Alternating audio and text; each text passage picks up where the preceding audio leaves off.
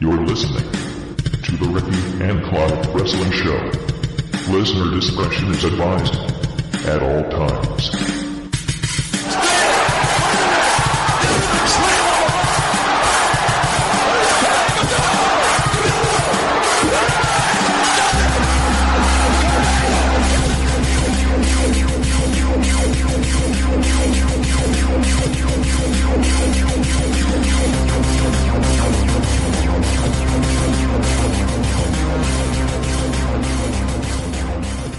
Hello and thank you for downloading and listening to another episode of the Ricky and Clive Wrestling Show. Although for the start of this podcast it will be the JR and Clive Wrestling Show. I got my stage name mixed up there.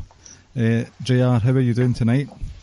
I'm very well, actually. Very well. Good to Happy have you to be back. back. It's good to have you back on. We will have Ricky on at some point. He's having some issues getting online, I believe, so we'll get there eventually with him, but we'll just start things off with some housekeeping with the Predictions League from Clash of Champions last Sunday night there. JR, you are climbing the board very slowly but steadily, and I was actually wanting to talk to you about your bonus point prediction. Right? Oh, yeah. Right. Sorry, oh boy. Oh boy, that's your catchphrase. Yep. Right, so first of all, every one of us got Mojo right. Every one of us got the Bludgeon Brothers, Usos, Charlotte, AJ, and Team Sammy and Kevin correct. We didn't get Dolph Ziggler winning the US title correct, although apparently the bookies didn't even get that one right either. So this leaves us with our bonus points, right? Now, I'm not going to give myself a bonus point for Rusev taking the pin in the tag match because he didn't. Although Carmella brought the briefcase into the ring, I wouldn't say that's an attempt at a cash-in. She was thwarted in her attempt, so I'll not give myself a bonus point there, right? But you have a bonus point. You suggested that Bryan would screw Shane. Yep. I'm willing to give you it because although it wasn't an out-and-out screw job, he did, didn't he? He did screw him at the victory at the end.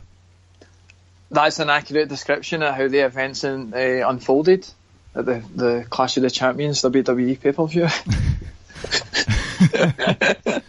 So, see, if I was to say, I'm not going to say it, but if I was to say, I think your bonus point's the contention, would you have argued the fact? Yes, I mean, when I seen it, I was just like, I'm getting that point. You know, it's... Well, what happened was is Shane fucking screwed, you know, Owens and Owens because they get the pin, and then Daniel Bryan fucking wasn't into it, and then he screwed Shane. Right. It doesn't mean it doesn't mean that he was going to like physically do that. I didn't. It's still screwing. Would you say that Shane screwed them as well? No. What was it? Shane thought that Barry thought that Shane would screw Nakamura and Orton over, and that didn't happen. So Barry, no, right, aye. So, but Shane screwed Kevin Owens and Sami Zayn, or tried to. Aye, I would say that was like Backlash 1999 when Austin was pinning The Rock. Shane McMahon did the 2 count and then just gave Austin the middle fingers. Do you remember that? That's a fucking good moment. That's when you really, really didn't like Shane O'Mac. I know. He's kind of getting back to that. I'm kind of getting back to that feeling with Shane. See, that's the thing. I mean, we may as well just talk about it now. This whole Shane O'Mac being the good guy, he's like the babyface general manager or commissioner, whichever one he is.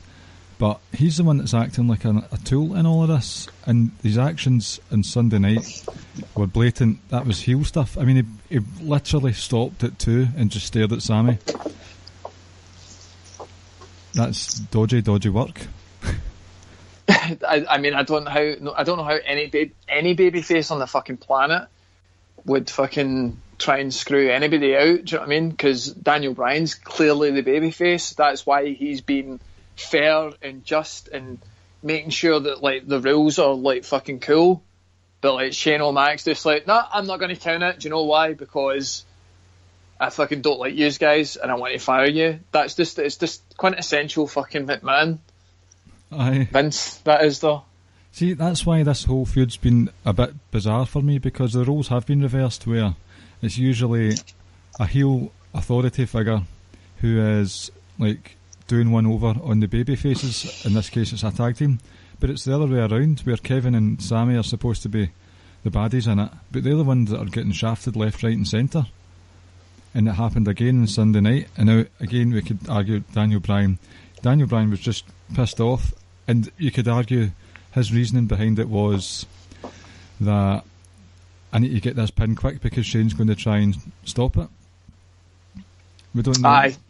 I mean, I should say to listeners, we are recording this before SmackDown actually airs, due to the holiday season and whatnot, having to squeeze a couple of podcasts into this week, so we're just doing the SmackDown, the Clash of Champions review night early, so I don't really think there's going to be any talking points from SmackDown tonight, but you never know, there could be something, unless CM Punk comes back or something like that, then I don't think we'll be adding a segment to the show, we'll see.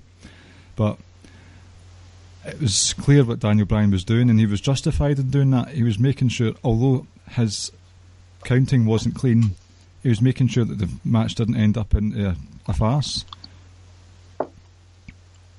And Aye, like Shane inserted himself as the referee, storyline wise, to screw Kevin Owens and Sami Zayn and get them fired, and Daniel Bryan's just the opposing force. Do you know what I mean? And he just fucking won. Mm-hmm. You know.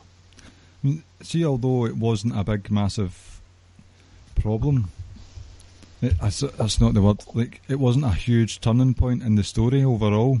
I still quite enjoyed how that match was booked in the last 5 minutes or so. And we've not got a definitive end to the angle or anything. It's going to continue, and they keep teasing Daniel Bryan returning to action, especially when him and Shane were sticking the head in each other. And Daniel, obviously, you can't really call that a bump. He landed on top of someone else, and he was already at a low point of gravity, so I wouldn't really call that a bump, but they keep teasing it. And if they are, why? And if they're not going to actually let him wrestle, why the hell are they doing this? Letting him get involved in the action? Do you think they're maybe just testing him out to see if he's still alright? I don't know what they're doing, but I think the one thing about all this is it kind of adds that shoot realism, and I think that's maybe what they're going for. Like, you know, the fact that he's in the ring and you know that he shouldn't be in the ring taking like bumps. Mm-hmm. So when you start to see him in like a kind of physical kind of scenario, like that's exciting, because you're like, is he coming back? Like, you've always got that in the back of your mind. There's only so long that they can do this, because they did it with The Miz, you know, with the promos back and forward and like The Miz fucking going for it, and then they're doing it again with him and Shane, but what they're doing is they're taking it like that step further. So like, maybe nothing will come out of this, and then the next thing they do, that's when he fucking comes back. I just don't want him to come back and then to be against Shane McMahon, because Shane has had some better matches out his career, like this side, but you're not worthy for Daniel Bryan. It needs to be somebody good. I mean, I know that the AJ match was excellent. Well, not excellent, it was decent. The Kevin Owens match was really good, but Daniel Bryan is a technical powerhouse. How is he going to hang with Shane O'Mac? Or how is Shane O'Mac going to hang with him? I can't see it happening at all. It's just that would be a big waste for me to have Daniel Bryan, his first match back after what will end up being like 2 years. And it's against Shane McMahon, who's gassed after about 5 minutes, and Daniel Bryan would run rings round him. In fact, on you go. I think you kind of probably feel the same way to this, to Angle versus Triple H at WrestleMania. Do you know what I mean? It's like, that's a boring story. Like, it's not required. It's too like, why is it always about them? Mm-hmm. Like, why is it not about like some new people? Like, give some new people the chance to shine, you know? Exactly. And based on what we've seen from Kurt Angle so far, I'm not looking forward to, from a match quality standpoint, I'm not looking forward to seeing him wrestle again, because the Survivor Series was bad. That was bad. It'll be the wrestling equivalent to a fucking, like, watching, like, cogs fucking go together in a machine. Do you know what I mean? Like, it's... the two of them are, like, so slow now. Aye, those kind of cogs, aye. Yeah, sorry. I was wondering what your thought. So you mean it'll go very smoothly and fluently, aye? Yeah, I guess. Oh God, I don't know. So, just boring, basically. Just fucking two old guys. I want to see like some like new guy in with Angle. Somebody that's going to just fucking no DQ or something like that. Like just make it crazy. Do you know what I mean? Like just. So we don't need to see him try to do a working punch where effectively it's like I'm picking up an action figure and trying to like do a work punch. Do you know what I mean? Oh, the action figures that when you pulled the arm back and it was on a spring-loaded action and you let go and it did a punch like that. Aye. One of those ones for the 90s. Seeing the Survivor Series, Triple H didn't look up to much either. He was quite clumsy with Nakamura, and he seemed very behind in the pace. Now, I know it's just one match, but he did quite a few house show matches with the Shield, Samoa Joe and stuff like that, so surely he's in better shape than that, or do you think he was carrying an injury or something? I think I heard that he twisted his ankle or something like that, so that would probably affect his speed, but see, the thing is, see if it's going to be like that, like just interfere in the match. Do you know what I mean? Like, don't be in the match. Like, just interfere in it. You know. Well, right, we'll move on before we start. Sorry. Before we start crying, what else did you actually stayed up to watch Clash of Champions? Well, you didn't stay up to specifically watch Clash of Champions, but you did watch it live, didn't you? I was like flicking back and forward between that and the Dallas Cowboys versus Raiders game, so I didn't really see that much of the Clash of Champions, but I had like the window up on the window, so if anything major was happening, I could have seen it. So, it was just, it was here or there. I mean, if I'd spent 3 hours watching that, like the next day, I'd have been raging. But I'm happy that I didn't seem to miss too much, to be honest. The match quality didn't seem up there. There was a couple of matches, the US title, last 5 minutes of that was great. Oh wow, I was so surprised that was actually decent, because since God knows when did Bobby Roode, was it SummerSlam? I don't know, man. It's all a blur to me, to be honest with Bobby Roode. Basically, since Bobby Roode came up, he's done nothing of note in with Ziggler as well. This must be Ziggler's first pay-per-view win since probably the same time last year. In fact, was it No Mercy that he won? Or he won a couple of random... Him and Kalisto and Apollo Crews or something had some random nonsense going on, but I was shocked that he won that, and it was a decent, like I would say in terms of a wrestling standpoint, it was the best match of the night. I would definitely say that. Say that. And the tag match, I was annoyed leading up to it because I thought Shelton and Chad had won the opportunity to face Usos, and it annoys me when people have won an opportunity but then it turns into a multi-man cluster, and it was a bit of a cluster. It was quite a mess, the match, and it got into a groove later on, and you saw Chad Gable get some spotlight with his chaos theory suplexing everyone about the place. There seems to be a bit of a drive going on with him on social media. He's doing it. He's getting himself over on Twitter. # scratch and claw and all that. But I think now I'm realising that they did that 4-way tag match for a reason, and the reason is that New Day and Usos have dominated the tag team scene on SmackDown since spring, basically. So many pay-per-views between them, so many SmackDown matches, and the rest of them either had comedy segments or squash matches or the vignettes that Bludgeon Brothers had, and that's all that was going on really with the rest of the tag team division. So I think they've actually made an effort. Right, we're going to remind everyone that SmackDown actually does have quite a decent tag team division. Rusev and Aiden English are getting themselves over easily. This Rusev Day stuff's crazy. It annoys me personally, but I can't exactly say I hate this sort of fandom thing that's going on now and like another, so I'm fine with it. Just admit you like Rusev's cheeky grin, like when the fans are like fucking going for it, he's got that wee cheeky grin. He's like, yes, I am over. That's what he says. I think he says that when he's with Lana. So they're getting all the different tag teams in, and I think that's why also that the Fashion Files has been demoted, as you said earlier, to the website. I heard that they were wanting to actually get Fashion Files wrestling again, and they had a match, albeit a squash match, with the Bludgeon Brothers on Sunday night. It was alright. It's just showcasing Bludgeon Brothers for the dominance that they want them to be. So I think that was the first Fashion Files match proper got since Payback. Correct me if I'm wrong there, but I think that was the one where Tyler Breeze was dressing up as a janitor and an old woman. Oh god, was that oh my god, that was horrendous. Yeah, just fucking so happy that they're actually in the ring. Although the match, towards the end of the match, they kind of hung them out to dry, as they would say, because I don't know, man. I need to have a look at this Bludgeon Brothers costume real quick, because I remember looking at it and thinking it was honking. It's like 1997 Kane and Freddy Krueger had a baby.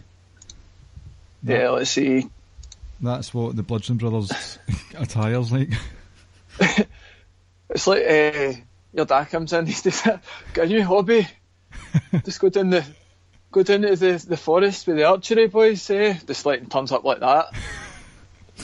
Honestly, it's terrible. Burgundy and jeans with a lot of rips in them. It's actually quite horrendous when you look at it. But they look like, sorry, they really do look like something out the Running Man. They're the baddies near the end of the film. Oh, fucking hell. I mean, see, the thing is, Rowan and Harper are a decent outfit. Aye. They've been given this horrendous gimmick. So it's annoying, but I think if Luke will try his best to get it over it. It's just a crying shame that leading up to WrestleMania, Luke was the most interesting guy on SmackDown, babyface wise, and now he's walking about looking like somebody's flung a Kane outfit in the bin and he's taken it. Bin bag Kane. Oh, fucking hell. I know, I mean, he could be so much more. They both could, but I mean, imagine you are Luke Harper and like Vince or the creative comes in and they're trying to sell this to you, and you're just like, oh man, just got to keep taking those checks. I mean, he even got himself in shape. He got rid of his gut and everything. See, when he because it was when he was wearing the black tee, the black tank top, and he was just fucking. He had that amazing match with Randy Orton. That era. That's what you're talking about. I think he was still donning the manky white vest. I can't remember, but there was a point where he had some black vest action going on. Aye. He looked like a big tank. Got his hair in a man bun and everything. He was ready and ready to go. And now they've made him look worse. Who'd have thought 4 years ago from the Wyatt family that the best booked one would be Braun Strowman? That wasn't even there at the time.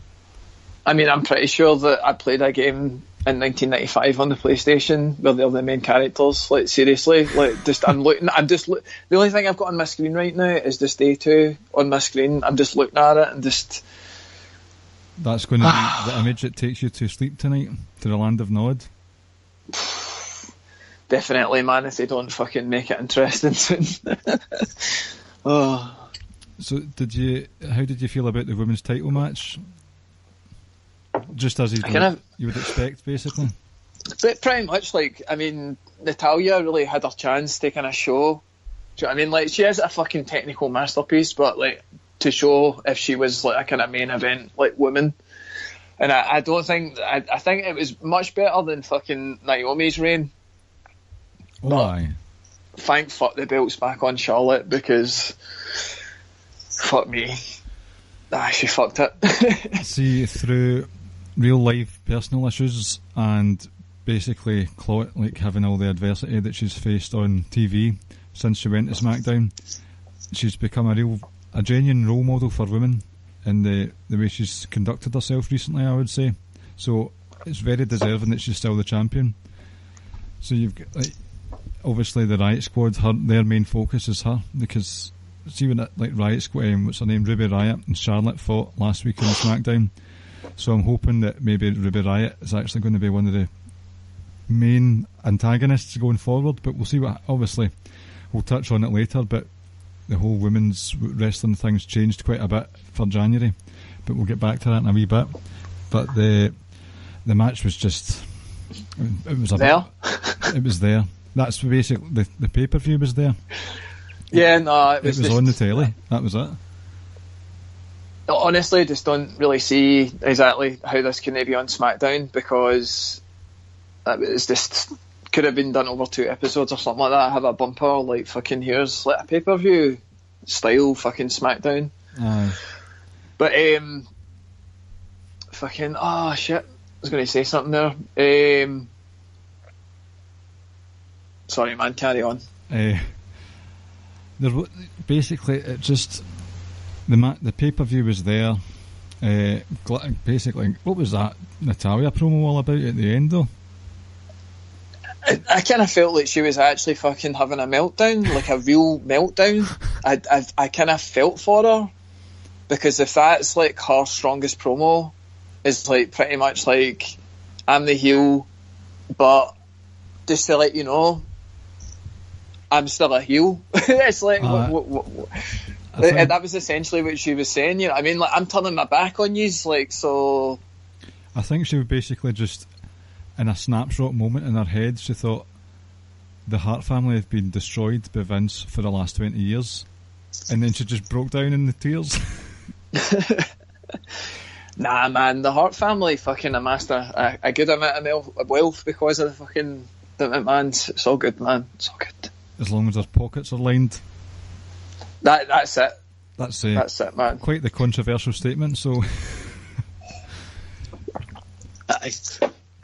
Nah, that's not the case at all. When Brett came back, the only reason why he came back was because he wanted his tape library sorted, because that was the only thing that he cared about. I don't know if they had the Stampede on their archive as well. Was it? What was the other one? Was there another library? No. I don't know. I don't know, but there was definitely something there, like Puerto Rico maybe or something like that. Like, Bret Hart fucking wrestled all over the shop. I know. So although the pay-per-view was a bit mundane, I will admit I had my heart in my mouth, because Barry actually said in last week's podcast, see if they have AJ and Jinder as the main event, then we know that Jinder's going over. And then Sami Zayn and Kevin Owens was on second last, and I thought, oh shit, no, please no. So, and I watched the main event. It was just the same boring old plodding along Jinder match, but then I thought, shit, it's the same formula they've used almost every single time, where the Singh brothers try and interject, AJ makes sure they don't get in the ring, AJ goes back into the ring, gets a Koloss, whatever it's called, the Cobra suplex, an awful, awful finisher. And I thought, shit. But thankfully, the phenomenal one kicked out.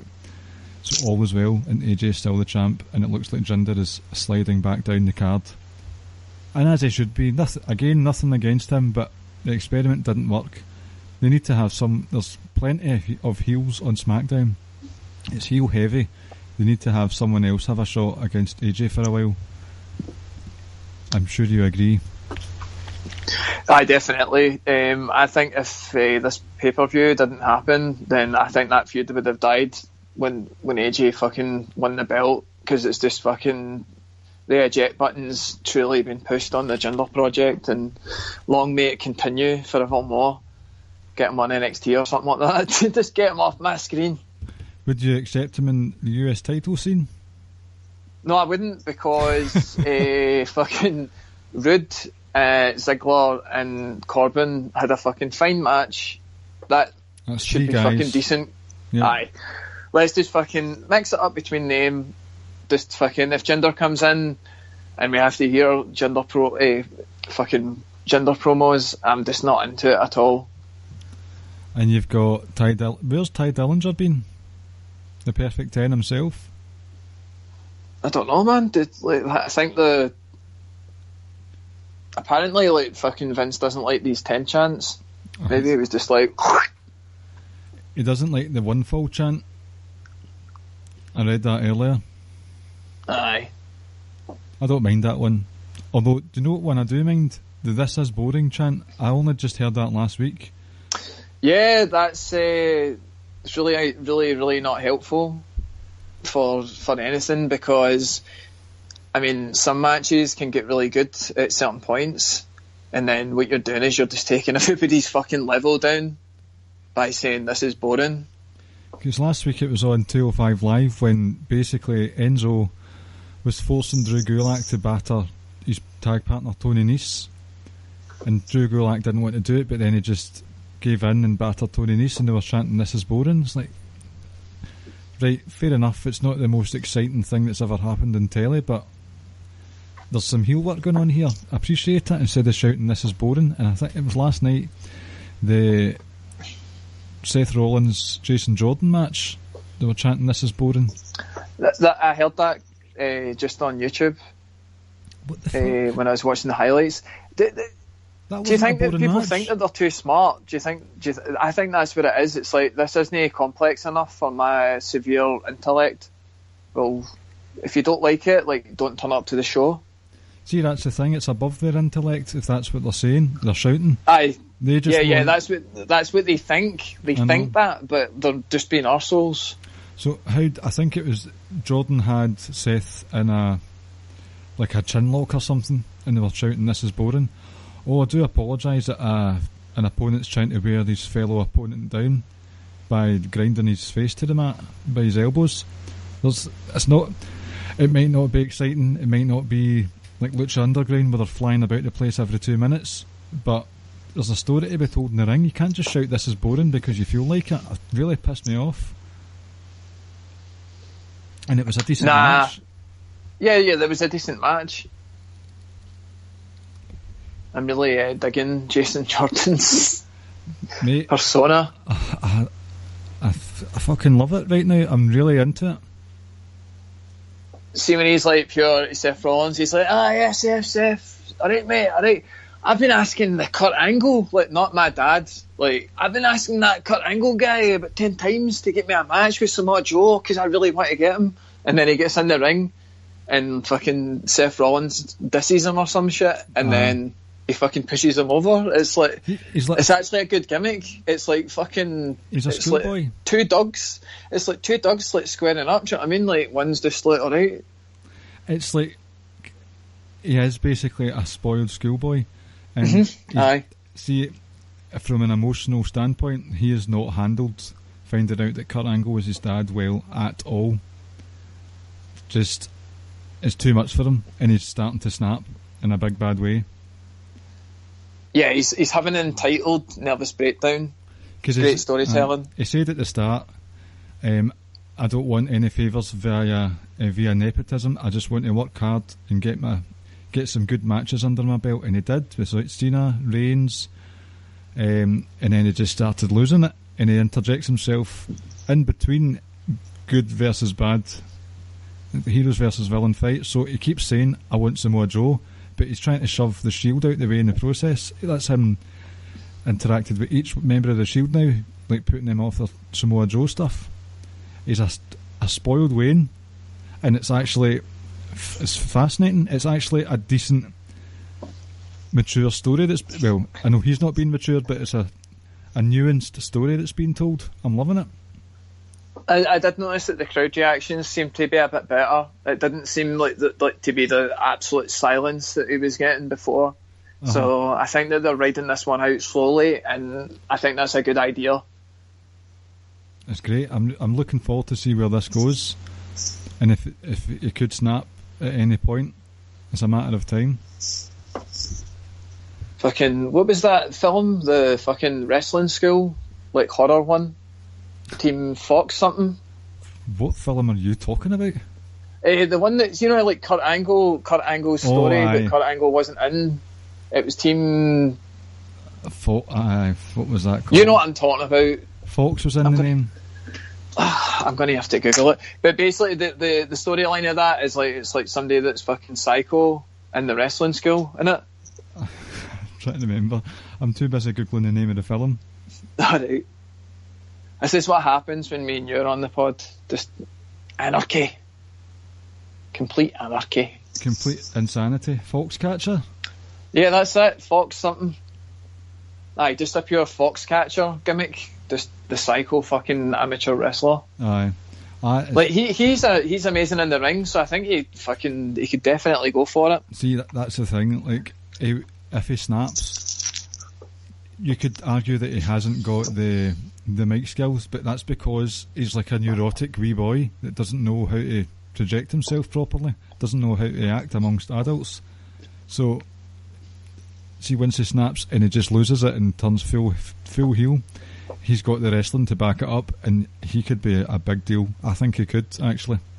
They could even make him like almost monsterish, depending on like the way he's going to snap. So is he going to snap by like losing lots and then just eating lots of steroids like Jinder? He doesn't need them though. I'm joking. It's fine. I know that. I think this will be fine. I think Jason Jordan will be alright. So, Jason Angle, if you're listening, we've got faith in you, and we're proud of you because you're pals. Your dad is my pal as well. So, another thing that I'm very happy about that happened in Raw this week was the return of probably NXT's best ever tag team, The Revival. Now, their match was against Heath Slater and Rhino, and both Dash and Dawson did look like they could shed a couple of pounds, watch the carbs a wee bit, I think, but there's must be a bit of ring rust there as well, but I'm confident that give them a couple of months and they'll be ready and raring to go just in time for WrestleMania. I didn't actually see this, but as I seen it on YouTube, I looked at it and looked at the opponents and went, do you know what, lads, I'll give you this one off, and I know you're good. I'll fucking see you at a pay-per-view or something. Aye, there's plenty of time. There's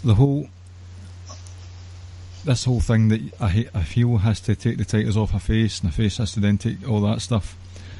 So I was under the impression that over the next wee while we would see Dean and Seth get the tag team titles back, and then I was hoping beyond belief that it would be Dean and Seth versus the Revival for Mania, and it still could be a possibility, but we've seen now that Dean Ambrose was actually carrying an injury going into Raw last night. His elbow was taped up, and Seth did a fairly regular tope suicida. Dean fell, it looked really innocuous, but straight away he was grabbing his elbow and thrashing the floor. I thought, something's not right there. But then they had the segment later on when Samoa Joe battered them after in the sort of medical hut, tent, whatever. So, but it turns out that this actually could be a real injury. Have you heard anything more about this one, JR? I haven't had a chance to fucking catch up with any news today because we're doing the pod a night earlier. So this would be the night that I would fucking watch everything and then read up on everything.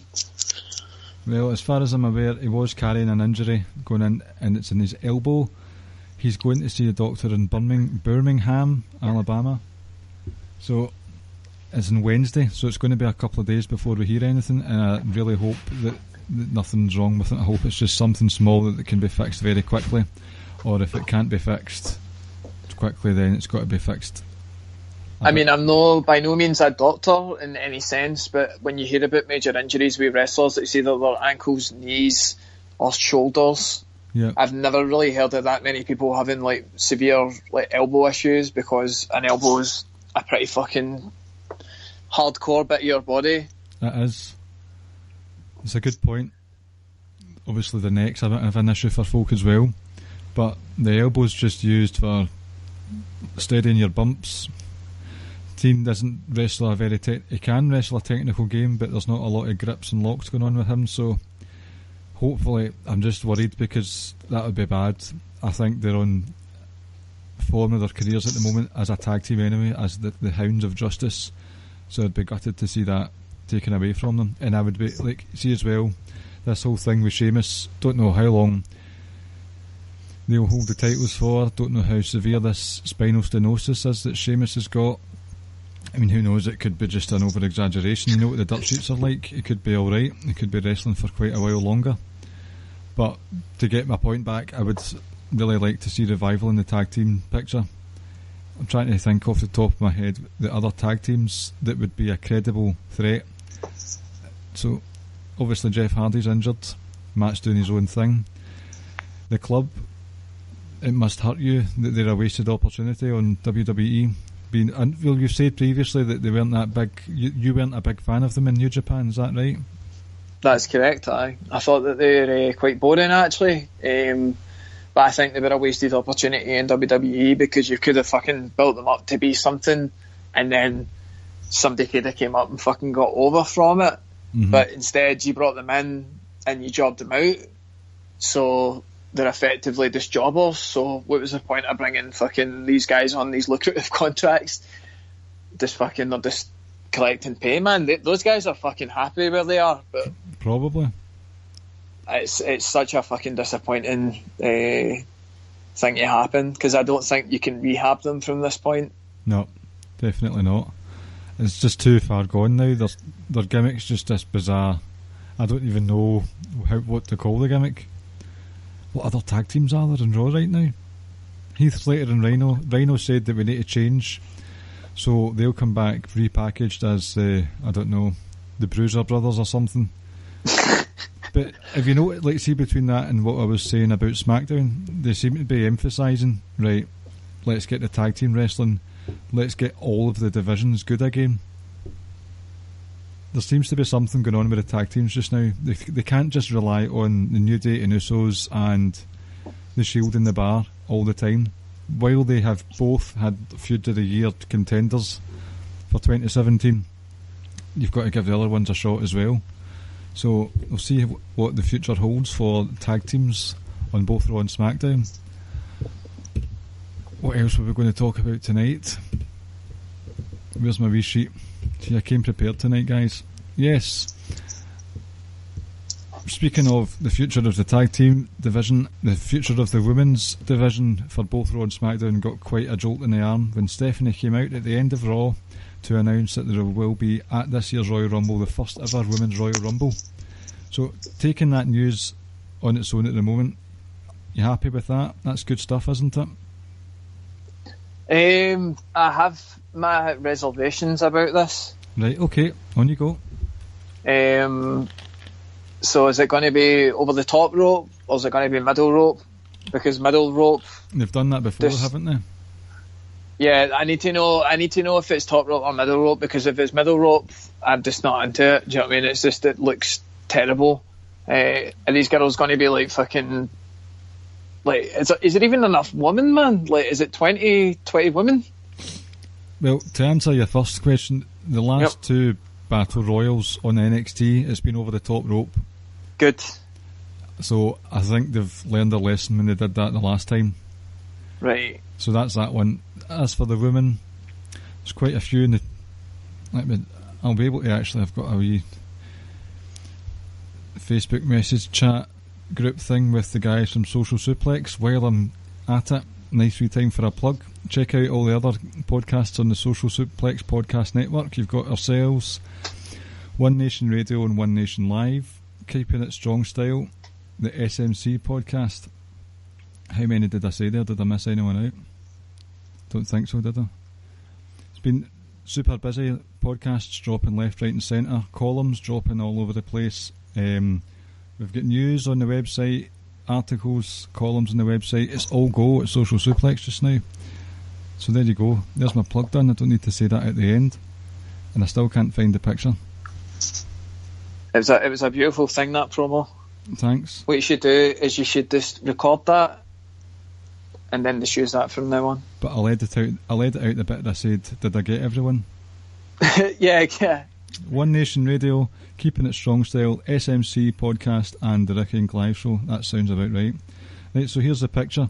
1, 2, 3. So you get Bailey, Asuka, Sasha, Dana Brooke, Mickie James, Nia Jax, Alexa, Alicia, Mandy Rose, Sonya Deville and Paige. 1, 2, 3, 4, 5, 6, 7, 8, 9, 10, 11, 12.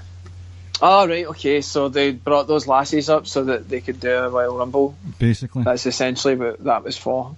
Aye. So there's 11 or 12 on Raw and there'll be 8 or 9 on SmackDown. So Asuka's winning this, aye? Or Ronda Rousey. Oofed. See, that's the thing though. Would you be happy with that? I don't think I would. That's I think that if in. Rousey comes up, it would have to be like a long time, because when she comes in, she needs to be fucking ready to go. Aye, she needs to be a competent wrestler. I mean, Shayna Baszler's, she impressed me in the Mae Young Classic. I was really digging her work, but she's only going on to NXT just now. Yep. I'm looking forward to that though. That will be good. But I wonder, will there be any more call-ups from NXT? Maybe not. I would say it's Asuka for me. Asuka or Nia Jax. I don't feel that it's going to be Nia Jax because she's involved in this 205 storyline with Enzo. See what I mean? A bit 205's just slowly but surely slipping off my radar. And until... Yeah, I mean, if that's the storyline that they're choosing to bring over, then aye. They've got Enzo doing 15-minute promos. He's got 2 or 3 segments a week, just like the baddies on SmackDown and Raw have 10-15-minute promos, and they've got 2 or 3 segments a week. It's just starting to look like a small version of Raw, and that's not why I liked 205 Live in the first place. And now you've got Enzo and Nia Jax going on, like their love relationship. Give me a break. I want wee guys wrestling. That's all I want. I want Drew Gulak's PowerPoint presentation. He can have a 15-minute promo. I'll happily watch him for a whole hour. But he's cracking. That guy's cracking. He's a good guy. See, I'm obviously happy. The whole thing about women getting the same opportunities as men, so it would make sense. They've had Hell in a Cells, Last Woman Standing, cage matches. What was it? Money in the Bank. Iron Woman. Yep, they've had that as well, kind of. So it only makes sense to have the Royal Rumble, and I've got no issues with that because it's a 4-hour show. You've got a lot to cram in there, and the pre-show as well. But what I didn't like about it was how Stephanie announced it. That was really bad. I thought it was and it just shattered kayfabe entirely. With the whole Absolution they were ganging up on the rest of the girls on Raw. They were fighting with each other at the end of that 6-man tag, and then Stephanie comes down and says, "By the way, there's going to be a Women's Royal Rumble," and starts doing the yes chant. And they all awkwardly start doing the yes chant, and then they all lift each other's arms and raise their arms high. Where's the kayfabe in that? That just got destroyed in 2 minutes by Stephanie coming out and announcing that. That is the fucking issue with this being a shareholder company. Do you know what I mean? And trying to have like that corporate image, because what they're trying to do is they're trying to get more headlines and say, look at all these like United Women, like, oh, there's going to be a Royal Rumble, like, fantastic. Yeah, in the world of wrestling, like, fucking, it's not like that at all. That wouldn't happen. You get fucking Paige fucking greeting their fucking daft lipstick got on her face, you know what I mean? Like, it's So it's a double-edged sword in terms of how I feel about it. I'm fine. It would be good to see who they're going to pick. I'd love it if it was someone like Asuka or an outside bet, like someone like Ruby Riott. I've got high hopes for Ruby Riott on SmackDown. I think she was ready to come up in NXT, and it was already a bit crowded for the women's title scene on NXT, so more than happy for her to come up. Hope she does well on SmackDown. But Stephanie just come up and saying, we are women and we want the same as the men, so we're getting a Royal Rumble. That's not how it should have been done. There should have been more brawls, and save it for a week or something. Save it for Christmas Day. They'd get lots of YouTube hits on Christmas Day, and they'll all be talking it. They could have said on Christmas Eve on Twitter, big announcement tomorrow night on Raw, must watch after you've had your Christmas turkey and pulled your crackers. Aye, no, it could have been done better, and it could have also been done without Stephanie McMahon in the middle going, oh, you did good. But aye, anyways, fucking, do you know what I mean? It was so pedantic or like demeaning. It kind of felt. Aye, it was quite patronising. I thought a reward. Aye, it's just like, why don't you say like, you girls are fucking like, this is a total chaos. I'm going to fucking sort this mess out. Let's see who is number one at the fucking Royal Rumble, January 27th. Aye. Whatever. Do you know what I mean? Do it like that. Like, fucking be corny. Be like the business that you are. Do you know what I mean? And you've got Alexa who's applauding the news. She's cheering with everyone else. Alexa's character the whole time is she doesn't want to fight anyone at all. She wants to keep that title. So technically she shouldn't be happy. Or maybe she should, because 20 whatever people are going to like try and fight for this title opportunity. I presume it's not for the title. Well, there's the or thing. Is it? It's for both Raw and SmackDown women will be in the Royal Rumble, but I don't know what if there could be. There's probably going to be one women's title match. Right. Okay. I would imagine, and then they'd have the Royal Rumble. So I would guess maybe SmackDown Charlotte will have a match. Oh yeah, definitely. See, that's She's the standard bearer of like fucking pay-per-view women's matches. Aye, see, that's the thing. There's going to be maybe one woman who's not going to be in the Royal Rumble, so she won't make history.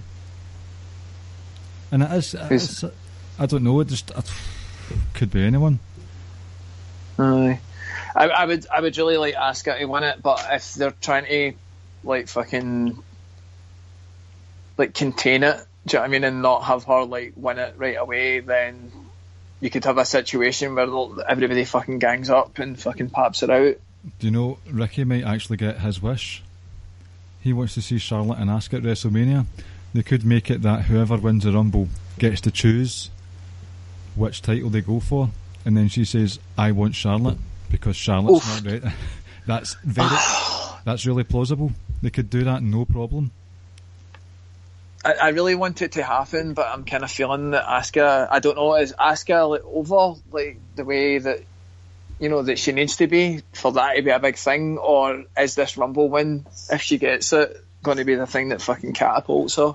I think she had a good showing at the Survivor Series match, so it's those kind of Survivor Series and the Royal Rumble are the ones that make new talent into superstars some of the time anyway, and I think she had a good showing. I think she is over, and if she has a dominant display in the Royal Rumble, then I think they could just strap the rocket to her.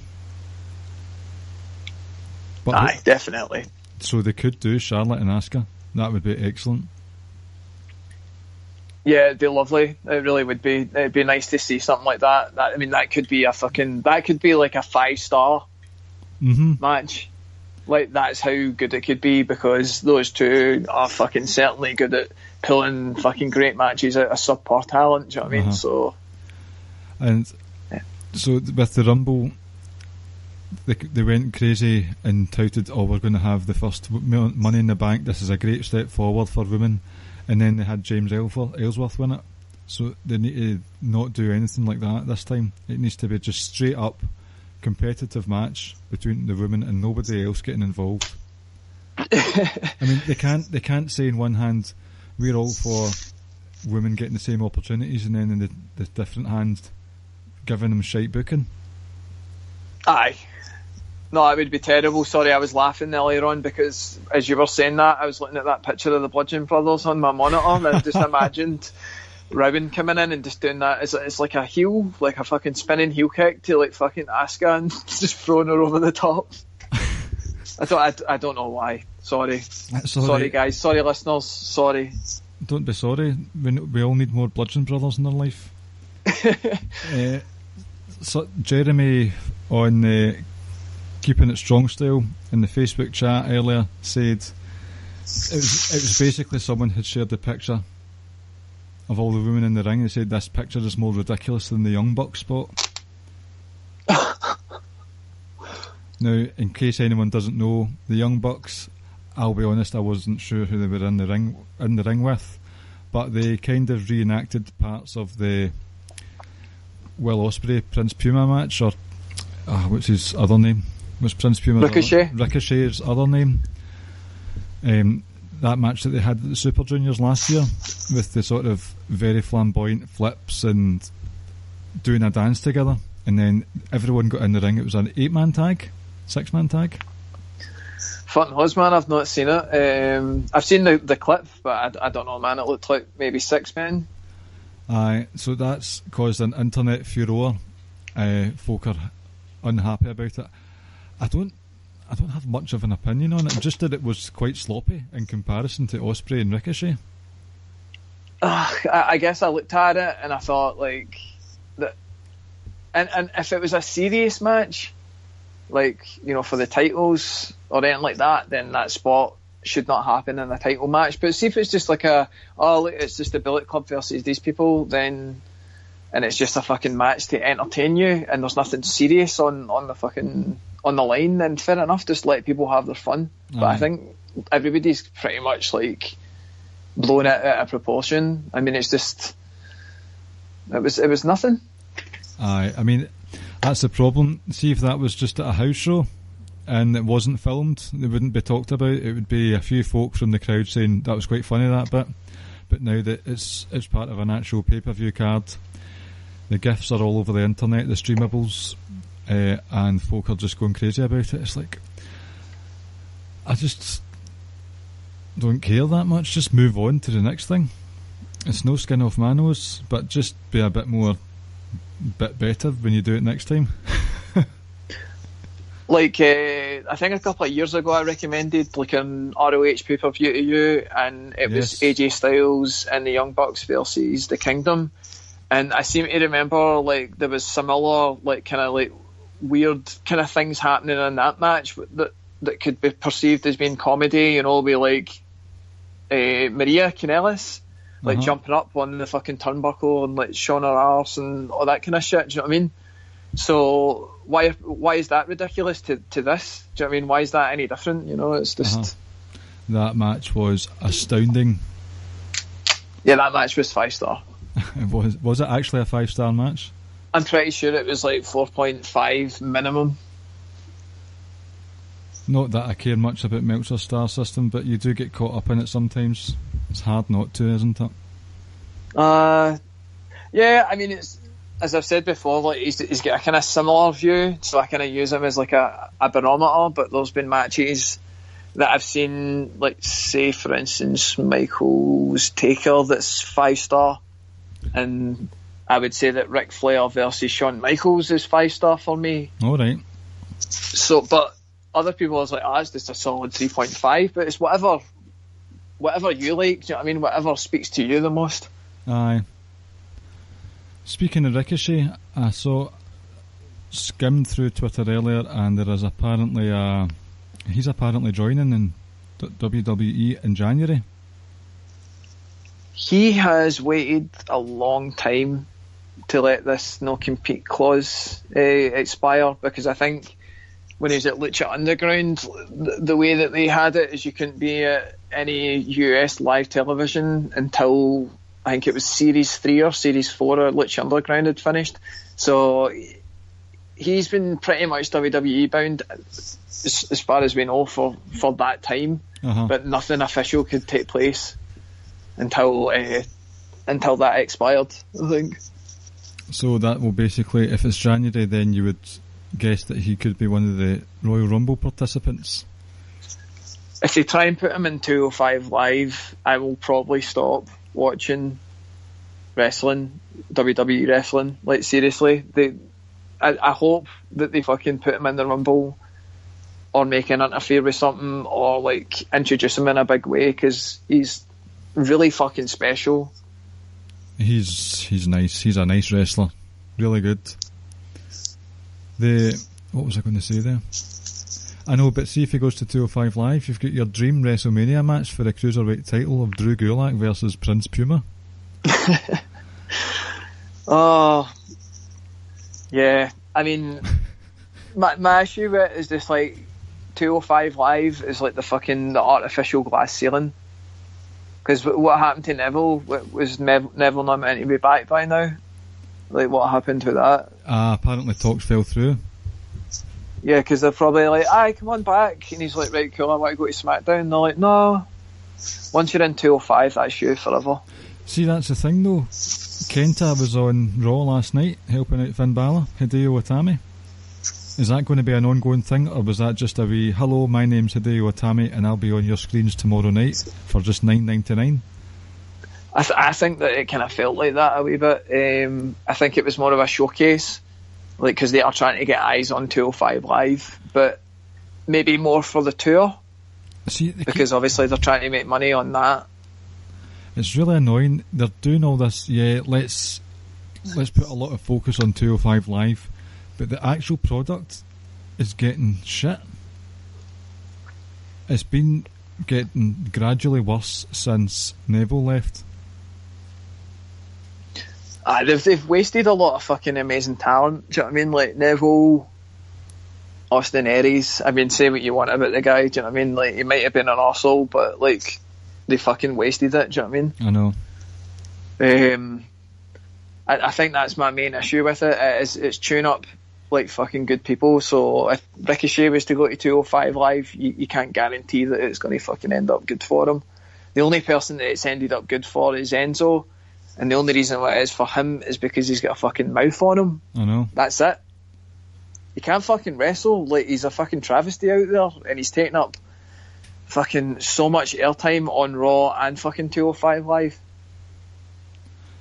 I didn't mind it. Well, I did mind it first because I thought he beat Neville, who was my MVP the whole year, and I was furious. But then I thought, you know what, Enzo's actually getting some proper boos on 205 Live. But see, now it's just, go away. You're taking up far too much time. You've got Tony Nese. I know Noam Dar's injured now, which is a shame because he had just come back into the scene. Daivari, Drew Gulak, they were part of this Zo train. You've got much better use for all of those guys. They can all be, I mean, it really hurts me because you all know I'm a big 205 Live fan, right? And to see it just dwindle away like this when they're trying to promote it at the same time, I think, do you know how you make it better? You put on better programming for it in the first place. Give it to a deserving champion.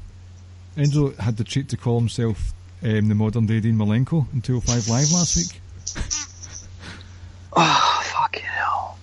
I know he's just playing it up, but still, it's like, fuck off, no.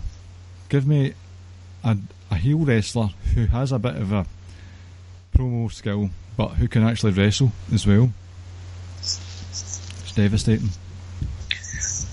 I'm just raging because my main man, fucking Grand Metalik, isn't in the main event scene because he's phenomenal. I know he is. He is really good. They're all, but he'll never be there until his English skills are better. I think that's what the issue is. Most of them are really good though. It's just, it could be so much more. What they should have done is they should have made like the first hour of Raw just the fucking cruiserweight show. Mm-hmm. And then if you want to have wrestlers interacting with other wrestlers, like the Enzo and Nia Jax storyline, then that would actually be fine. Would it not be excellent to see something with someone like Braun Strowman who's had a bad week the week before, and then he's absolutely furious and he just rips every cruiserweight to shreds in like a tag match or something, just literally throws them about the place. That's what you could get if you had them on Raw. Yep. Oh. Anything else you want to chat about, or will we have a wee early finish and talk? Do a quiz. I've got a quiz lined up for us. So what was? Yeah. No. Don't have anything to say. Right. Well, let's do some quiz action then.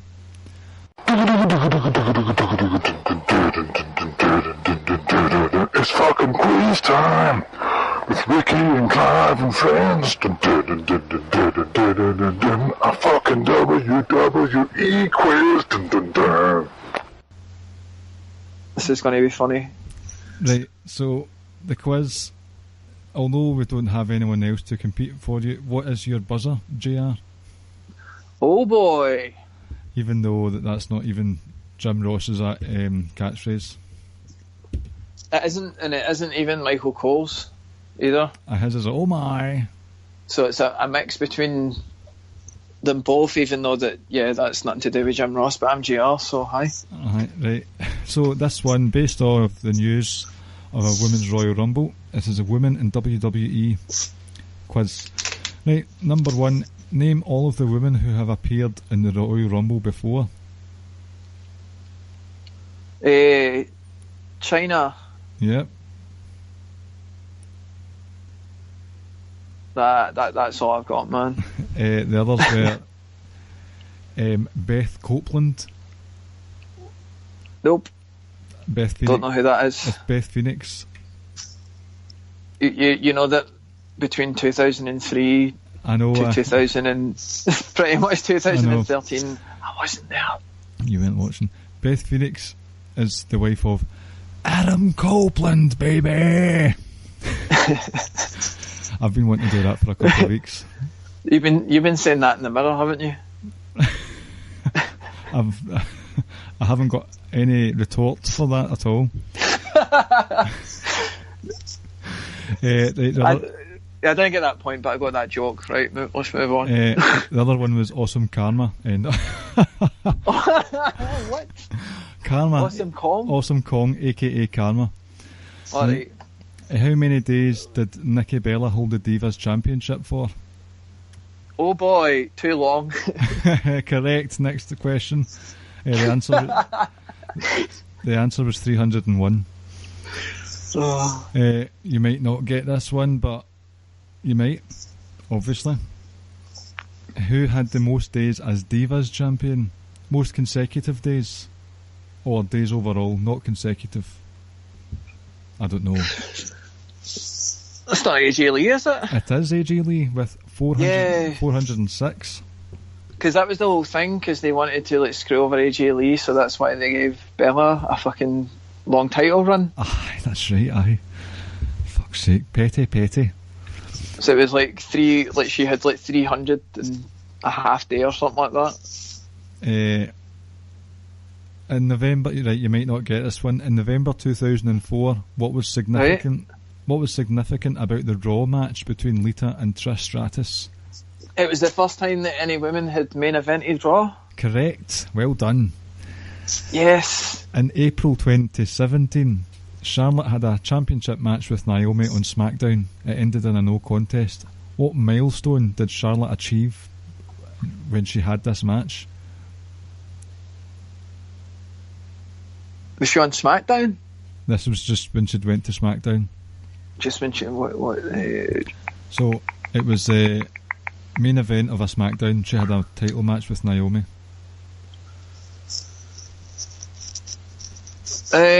Was that the longest reign for her? I don't know, man. It's one of those questions you either know it or you don't. She's the first ever woman to main event a pay-per-view and a Raw and a SmackDown. Oh, fuck. That's quite impressive. Yeah, no, I didn't actually know that. That is quite impressive, isn't it? It's well deserving. Who would have thought she would be the best one? I know, she's just turned into... She's a prime athlete. and she brings honour to the women's division, which yes, my last question doesn't. At the 2000 Royal Rumble, what did Mae Young do during the brand panties contest? She gave me nightmares because I seen it on the tape. She got her boobies out. She did. She showed us her bludgeon brothers. Her tits did look like just two men, basically, just full size men. Well, she did give birth to a hand, so she does have random body parts just coming from every part of her. Let's stop this conversation instantly. And over. So, thank you for listening, gentlemen and ladies. Sorry that Ricky couldn't join us tonight. Hopefully we'll get some technical difficulties sorted. I did the plug earlier, but feel free to join the chat over at the Wrestling Squared Circle page on Facebook for general chit-chat about wrestling. This is actually going out a wee bit early, as I said, because on Thursday night we are hopefully recording a sort of 2017 retrospective. Not exactly an award show, but we'll just be having a good chat about 2017, and that will be dropping next week due to holiday commitments and stuff, so we're canning a couple of episodes this week. So basically, enjoy your Christmas, because this will be the last one that drops before Christmas, JR. Oh, so ho ho ho, oh boy Christmas. Oh, it's... I've not got a pun for it, it's true, it's damn true. It's a white Christmas, it's true, it's damn true. That's it, I've got nothing. You just need to go for it sometimes, mate. Just go for it. I know, but just go for it. I can't. I'm on pressure. So while instead of frantically and stressfully wrapping presents, making sure it's all sorted on Christmas Eve, sit down, pour yourself an eggnog, and listen to the Ricky and Clive and JR and Barry wrestling show, and gift your friends with downloads of this programme. And please leave a 5-star rating and give us a thumbs up. Yes, thank you, JR. A 5-star rating and thumbs up on iTunes, Podbean, Google Play and Stitcher. And YouTube, we're on YouTube as well, under One Nation Wrestling. Go and leave some comments there. So, thanks for listening, and JR, thanks for joining me this week. I'll speak to you all later on. Catch you later. Bye-bye. Bye-bye.